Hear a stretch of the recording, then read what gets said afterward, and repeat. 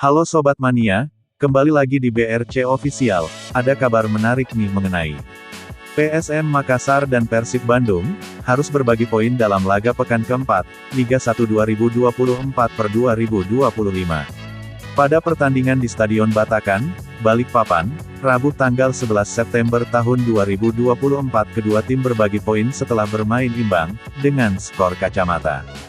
Dari pertandingan tersebut, striker PSM Makassar, Adilson Silva menjadi sorotan, karena aksinya di lapangan yang bikin gregetan. Selain sering kehilangan momentum mendapat bola, penyerang asal Portugal itu tampak kebingungan. Hal ini pun membuat penggemar PSM yang menonton menjadi geram. Pada menit 45, Adilson mendapat bola di dalam kotak. Sayang karena kurang tenang dalam mengontrol, ia terjatuh dan kehilangan bola.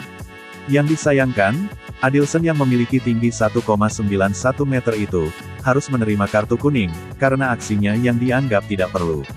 Pada menit 62, ia menghalangi kiper Persib Kevin Ray Mendoza, yang menendang bola, dengan posisi masih sama-sama di dalam kotak, usai kemelut di depan gawang. Namun, sebagian berpendapat kurang maksimalnya Adilson ini, memang lantaran belum padu, dengan Nermin Haljeta di depan. Asupan bola dari lini tengah, yang kebanyakan dari long ball, membuat permainan tidak menjadi cantik. Di sisi lain, Adilson Silva juga menjadi sosok yang membuat frustasi lawan-lawannya. Musim 2023/2024, dia mengoleksi 8 gol, dan 2 assist, dalam 31 pertandingan. Dari jumlah gol tersebut 6 gol berasal dari brace, saat melawan Arema FC, Persikabo 1973, dan Persita. Usai laga kontra Persib Bandung, pelatih PSM Makassar, Bernardo Tavares mengatakan, yang dialami para pemainnya termasuk Adilson Silva, saat laga berlangsung, tidak lepas dari kondisi lapangan Stadion Batakan, yang tidak sesuai harapan.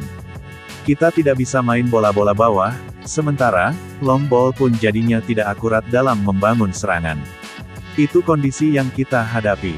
Lapangannya begitu. Itu bukan pertandingan yang cantik, ujar Tavares. Nah itu dia sobat untuk update kabar hari ini.